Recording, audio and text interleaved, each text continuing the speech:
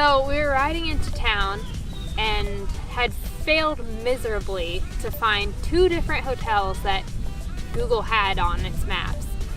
And it was ridiculously freaking hot this day. We were riding around town.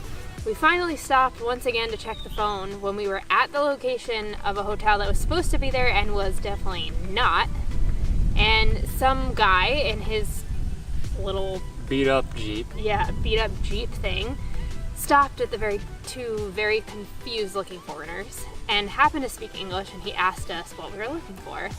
We told him we needed a hotel, and he said, "Oh, no problem, there's one just like 1 kilometer down the road." And we were like, "Okay, perfect, 1 more kilometer, we can do that." So we start to ride down the road, and he goes off in his beat up Jeep, and he makes it, not like 300 meters or something like that? Yeah, we go about 100 yards down the road. Yeah, and he stops, backs up, then turns around, comes back to us, and he was like, I have a big house and I'm all alone, like none of my family's here, why don't you just come stay with me?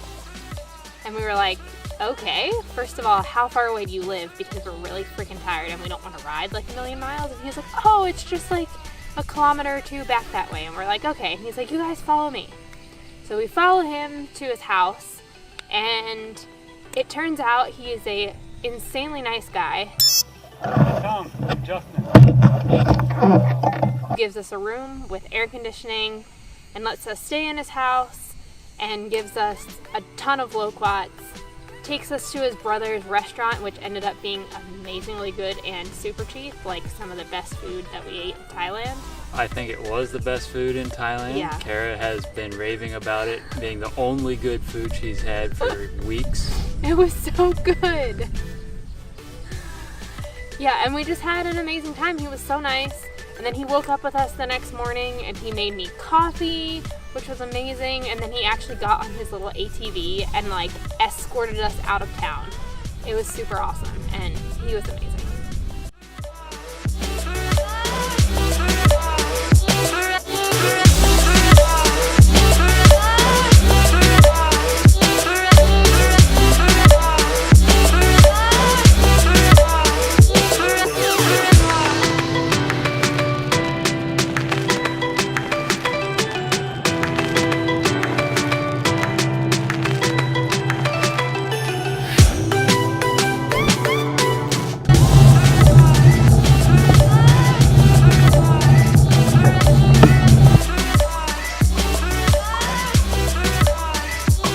Jam.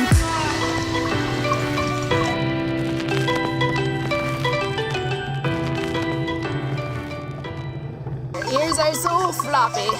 I'm so floppy. Oh, so floppy.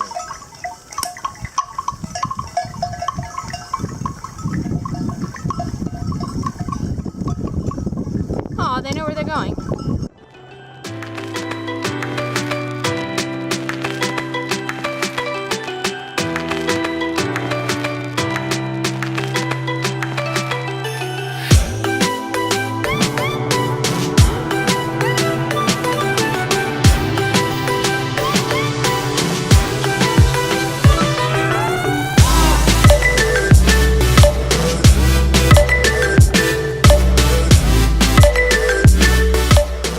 So we rolled into Chiang Mai with my dad on his motorcycle and went to a warm showers host who is an awesome German guy. Name was, what was his name? Robert. Robert. You can never remember anyone's name. Who cares about names? It's too hard. But this guy was awesome. He accepted our new passports for us. We had to get new ones because we didn't have room for new visas in Laos and Vietnam and yada yada yada. But he also was able to drive us into town and help us get a new wheel for the bike. The rear wheel was just not working out for us. Had a lot of flats, a lot of issues due to the rim, so we got it rebuilt in Chiang Mai. And he drove us out there once to drop it off and once to pick it up.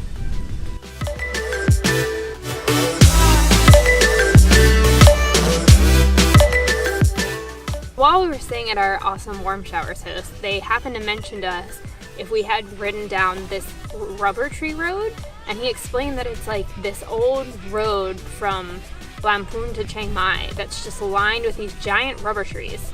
And apparently, as the story goes, I guess a few years ago, was it the government or something? Somebody wanted to cut down Yeah, trees. somebody was starting to cut down all these trees, and the locals got super upset because there were these really old, awesome trees, and they didn't want them to be cut down. So they were like, there is a lot of money in all those big trees. there is a lot of money in those big trees, but they were trying to brainstorm and come up with what can we do to save these trees. And it turns out all they had to do was go to the local temples and ask the monks, what can we do about this situation? And they had the coolest, most awesome solution. Monks basically just said, oh, this is easy. We will make all the trees monks. And so they wrapped orange robes around every one of the rubber trees, and now all the rubber trees on the rubber tree road are monks. Yeah. Ordained Buddhist monks. Like, who knew you could even do that? I don't even think most of the locals knew, but the monks were so hilarious. They were just like, what's the problem? We just make all the trees monks and then they can't cut them down. And apparently that's like a law in Thailand or something. Like, you can't touch something that's been ordained. Don't screw with the monks. Yeah, basically don't screw with the monks in Thailand. It's just bad mojo.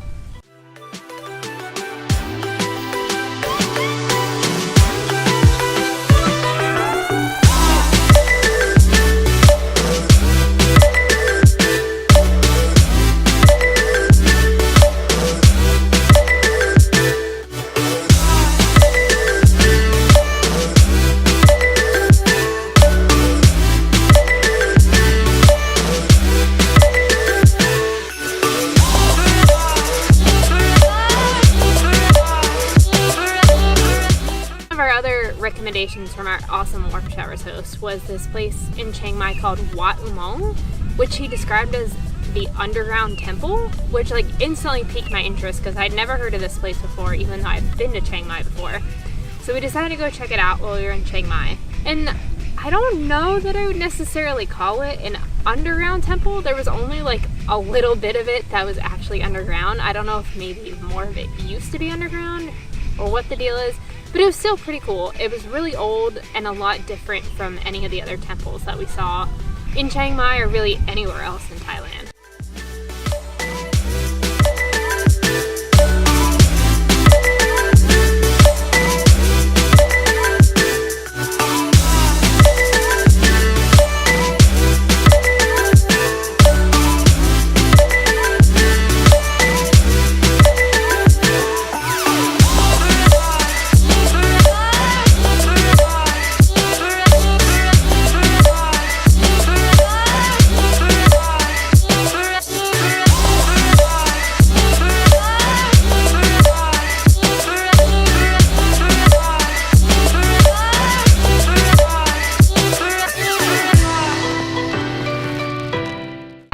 One thing that was really cool that we found is they had all these like really old wise Buddhist sayings written in both English and Thai, like just randomly all over the temple, like attached to trees, whatever.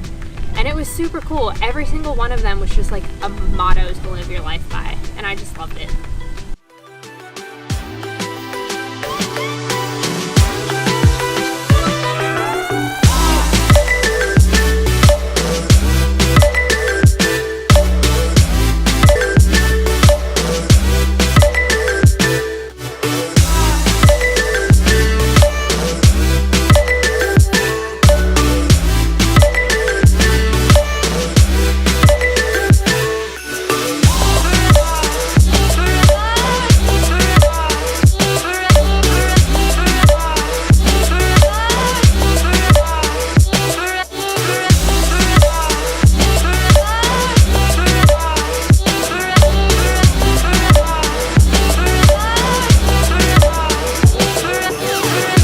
To skip the more touristy markets and opt to go to this place called the Warut market, which I would describe as like a local market. It seemed like they didn't really have like souvenirs or anything like that, but it was where like all the locals shopped. You could pretty much find anything you would ever want to buy, anything from like clothes to fishing equipment to food.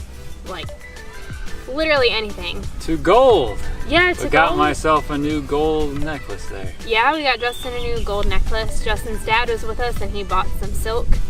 Yeah, and it was just a really cool place to walk around. Huge market. Part of it's inside, part of it's outside. So if you want to kind of get off the beaten tourist track in Chiang Mai and see a more local market, I would definitely recommend it.